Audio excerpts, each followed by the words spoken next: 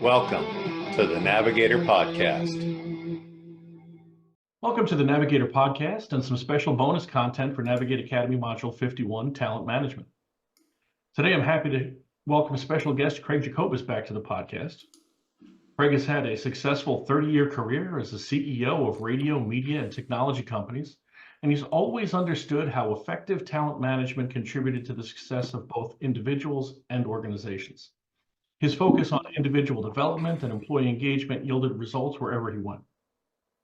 Craig is now the principal at Jacobus Associates, an executive coaching firm that helps executives in the areas of productivity, organizational growth, relationships, teamwork, job satisfaction, and conflict resolution. I'm really happy to be able to welcome my friend and my mentor back to the Navigator Podcast. Great to be here, Patrick. Good to see you again. And, we go back a ways, but it's always good to get together. Yeah, I really appreciate you joining us today, Craig.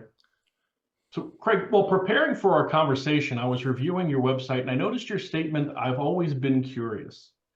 How does curiosity contribute to talent management? Well, I know it drove my parents crazy, but it ended up serving me pretty well.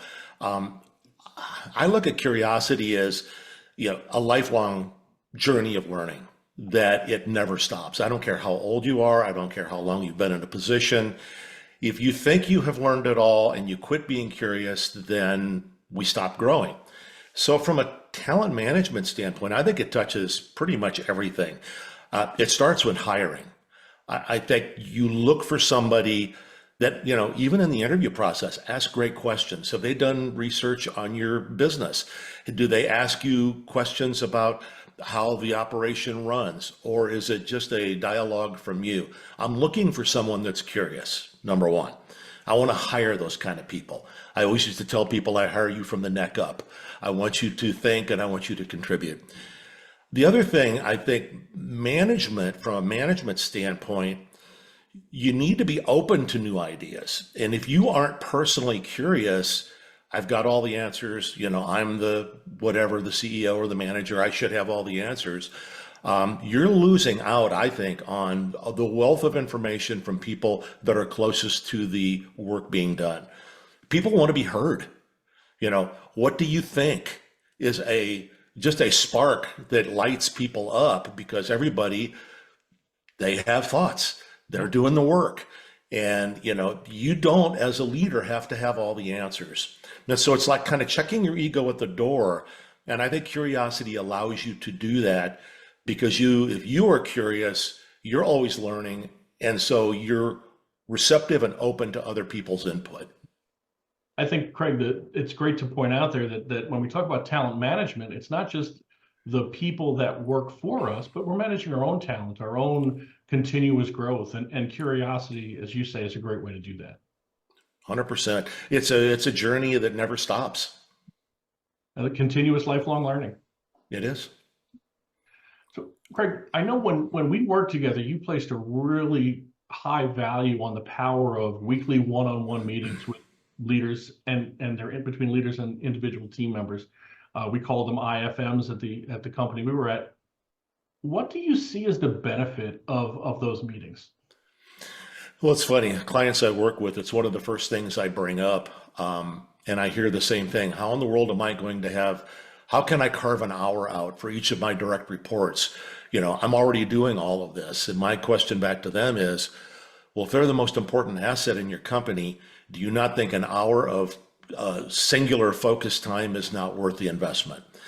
And so I just think that the benefit, it takes a while for people to see it, because at first it's carving into their calendar. But that consistent focused time with their team member, because let's face it, all team members aren't coming to your office with issues or things coming up. Some of them just sit back and do their work, and they're kind of quiet. And I work with a lot of high A assertives, and no news is good news. Well, that's not the case with a lot of employees. And so you really are creating an environment, a safe environment, where they can I used to say, keep a list all week long and bring the list in. It's your agenda. It allows them to be open, and sometimes you find things out, because I think the work-life balance things a fallacy. It's life. And you find out things if you have this consistent communication that something's going on in that person's home life, let's say. So it allows you to know the person and engage with them on a consistent basis. It also allows you to manage kind of the gaps in the performance areas without it becoming a PIP situation. Yeah, and I think, you know, that peek behind the curtain into their personal life, a lot of leaders and managers, I'd say managers because leaders can't get it. A lot of managers fail to see that link, that things that happen in people's personal lives contribute to potential impact of their negative impact on their performance. And those regular one-on-ones, when you build that rapport, it's easier for you to be aware of that and react to that a lot sooner and really be empathetic in your working with your direct reports.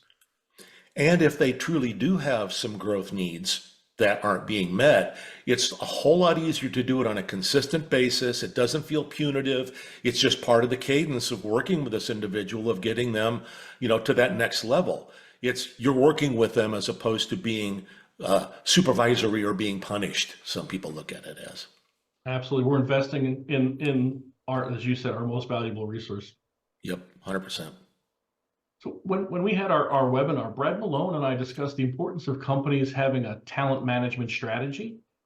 You know, as a tenured CEO and an executive coach, what are your thoughts on the importance of a talent management strategy? Well, first of all, just having one of any form or fashion is the first step. Most of the companies that I work with, many of them, it's kind of ad hoc. You know, it's fine until somebody leaves, and then the scramble is on. What I really think that is important is as just a baseline, a foundation, if you will. I walk into a company and ask somebody, "How are you doing? How are you performing?" And I get the look sometimes, "I have no idea. I could be fired any day." And that is absolutely terrifying to me. People want to know two things at the top of the thing. What is expected of me and how am I doing? Okay. So if we are addressing those, what are the 3 to 5 key success areas for the job, not the job description, but the job. And so that we're growing that talent in their job.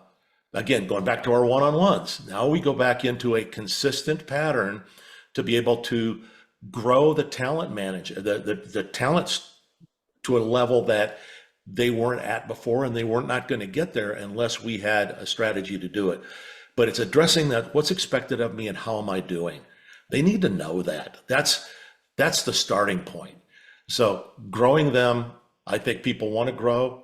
And our job is to make sure that there's a method and a ladder for them to grow. And you know, a lot of times we as Navigate work with clients on strategic planning. What is your 3-year to 5-year goal to grow your business? How are you going to get to the key things you want to do? But one of the things that is often overlooked by the owners or leaders of companies is the role that their team, the role that the individuals play in achieving that goal. If you want to be 50% larger in revenue than you in 3 years than you are today, how do you get there with the people that you have? What are you going to have to add from a team perspective? And who can you grow? Because you're now going to have an extra layer potentially of leaders that you need in the organization. And in my experience, the best place to get them is usually from within.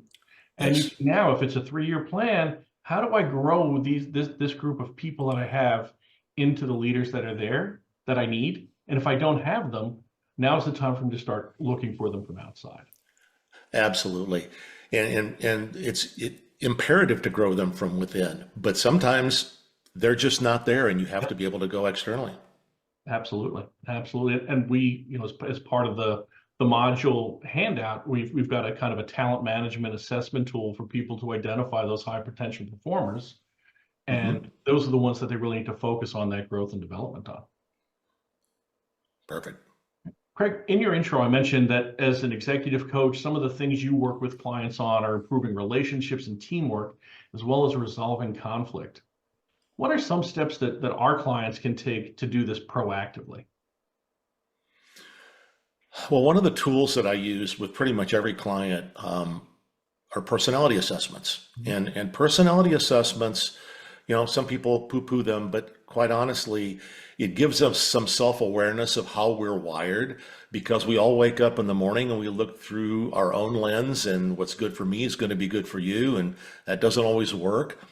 So when we do personality assessments and we find how someone's wired, and then we share them across the organization, it removes bias and sometimes a lot of motive, because people that look across and they, well, he or she's not like me. They don't, a high assertive looks at somebody that's not an assertive, and there's this kind of disdain that's put there. But if I know that somebody's just hardwired that way, it removes that motive and that negative connotation and some of that rub that goes. The other thing I think to keep in mind is, talking about high assertives, there's a conflict continuum that goes. Very high assertives never have really had conflict. They've only had spirited discussions. And those that are very low assertives, everything seems to be conflict ridden, right? And so knowing how people are wired and knowing how to approach someone and how not to approach them and be able to coach that within an organization is huge. I think one of the other things that people can do, and I've really worked a lot with clients on this, having a one-on-one with your peers. A lot of times we have one-on-ones with our direct reports, but there are folks on the same ladder that we have to work with very closely to get excellent work done in an organization. And that's where a lot of the anxiety and a lot of the conflict comes, is they're just not getting the job done. And so two things that resonated with me that you just said, Craig, was about the assessments. We leveraged an assessment very heavily in the company that we both worked at. Yep. And it really resonated with me there that, people would ask, what's your management style? But I think I learned it from you, is that my management style needs to be the style that works for the people that I'm managing. And it could be one type with one individual and a different style with a different individual, because the way they take interaction, the way they are wired is very different. So if I want to get the most out of them, I need to manage those people the way that they're going to be looking to be managed, the way that's most effective for them. Because we talk about two things: self-awareness, which is great, we know how we're wired, but then the decision becomes self-management. Do I meet them where they are, to your point? Excellent. And the other one is that peer one-on-one, and when you struggle there and we see some potential friction, I know the value of an EQ 360, right? How do we get that full awareness from a level below us, our peers, and the level above us, and how does that bring awareness to us to help us change, again, that continuous lifelong learning that we're looking for? And I know you've leveraged that in multiple situations in the company that we came from. Yeah, that's part of the whole personality assessment piece of it. Is 360s, depending on the position, can be just absolutely invaluable, because you've got some folks that it's their problem. It's always their problem. And until the 360 brings the mirror up, we get a little bit better look at where it's all coming from. And sometimes that look in the mirror isn't very pleasant the first time you get it. But if you can learn from it, it can make you that much more effective of a leader. It could be life-changing. Absolutely. And so, Craig, as you know, the industries that we serve often develop talent internally. We talked about how important that can be as we're trying to develop that talent strategy. And we encourage that, promoting team members to go up the ladder whenever possible. It hasn't always had the best outcomes. Often we promote people without the right support, or we don't set good expectations. So from you, who's really made a career out of developing leaders, what are 2 or 3 things companies can do to assure a more positive outcome as we develop those internal employees? Well, one of the first things I think you need to do is start with the position, not the person.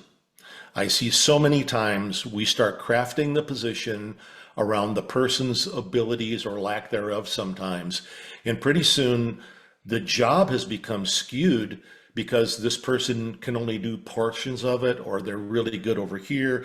And so we start kind of manipulating the job. So it's really important to start with the position. What do we need to get done in this position? Then I think, let's assume we have somebody internally.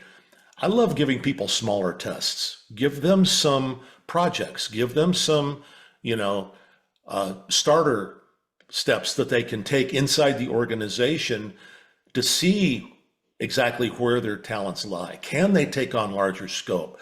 Give them a small project, a small team. And then one of the third and quite honestly most important thing is we feel like we are held hostage when we do not have a talent bench.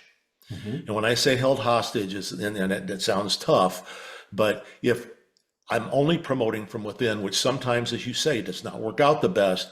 If I have a talent bench of 2 or 3 people that I would love to hire into the company for this position, it gives me much better clarity as to all of the candidates, including the internal ones.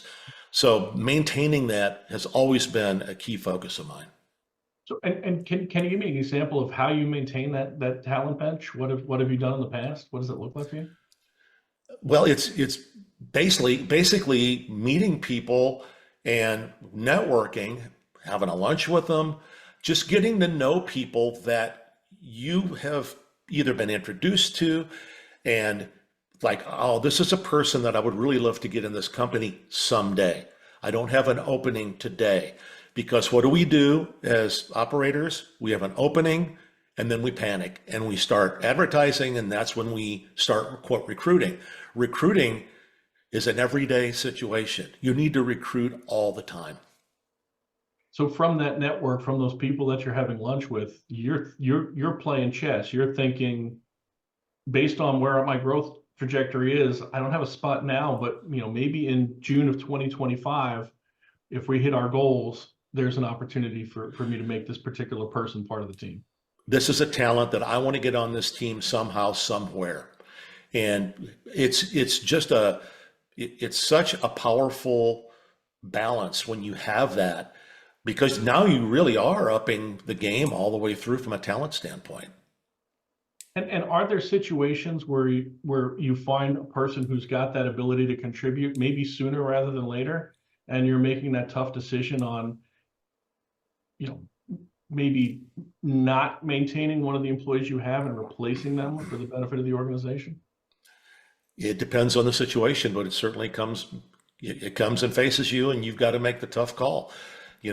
We have to be able to grow the overall organization.